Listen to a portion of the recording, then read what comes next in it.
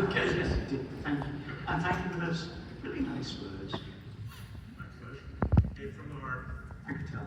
Now, we are 1 year away from Star Wars 50th. It's been 50 years.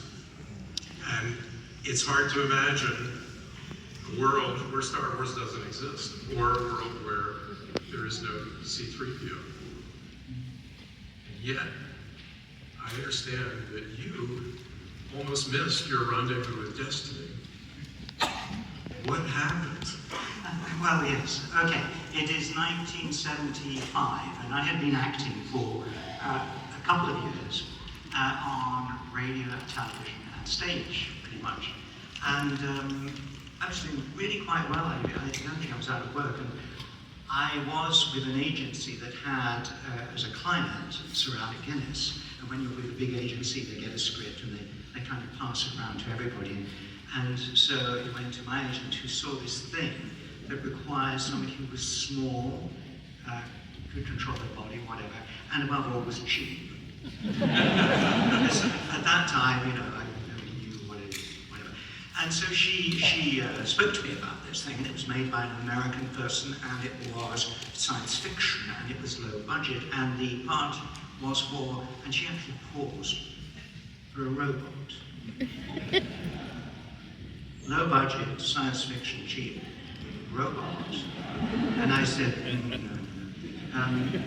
And she said, but anyway, you see, I was a serious actor. I know, it's long gone now. She said, no, so there was a missing word, stupid, go and meet him. So I went, out of politeness. It wasn't a big stretch from the there's a 2 Soho Square in London where 20th Century Fox had an office.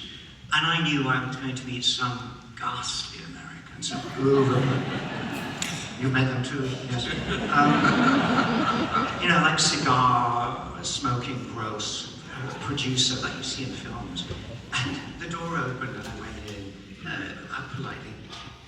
And there was George Lucas, about my size, shy, quiet, timid, really nice face, and exhausted. He'd been seeing every actor in the world for every role and whatever. So we had this real strange conversation, or not, because I didn't want to be there. He was fed up of seeing actors. He really did have actors up to there. Fed up of people walking in, being robots, and he's going like, no, I can't, just need to talk. Just talk about this. Anyway, so we spoke for quite a few minutes, and kind of, I was thinking, well, and he probably was too. And then, on the wall of the office were paintings by Ralph McQuarrie, I learned. And one of them was of the character, and I walked over and said, is this the character? And we have that painting here. Maybe we should put that up. Yeah, here we go. We walked over, the killing system. What we have here. If we could cue the next slide. I'm going to have to act out the whole thing. It will arrive.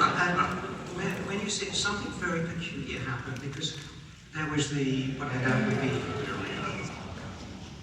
Okay, so I looked at that painting from across the office, and somehow Ralph McQuarrie had put into his artwork, and every time I see it now, there's a strange forlorn, yearning quality about 3PO in this picture that is kind of beckoning me to come into the frame, or he wants to come out of the frame and join me. And the bleak surroundings of the picture also add to that sense of space of loneliness and the twin planets in the distance. And I was absolutely entranced by it. I always joke that, I've seen the Mona Lisa in Paris, and it's crap. It doesn't speak to me at all. It's like this painting spoke to me. And so that was the end of the interview, and then they sent the script round to my house, and I'd never read a film script before, and I was so naive. I didn't understand anything. I mean, Star Wars on paper, it's a nightmare.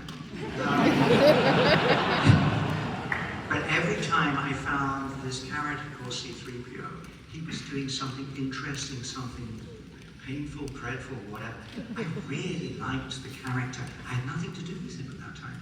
The next day I went back, and I was not so calm. I sat there. We talked about my disinterest in George and I in science fiction. I'd walked out of 2001: Space Odyssey. It's now one of my favourite films.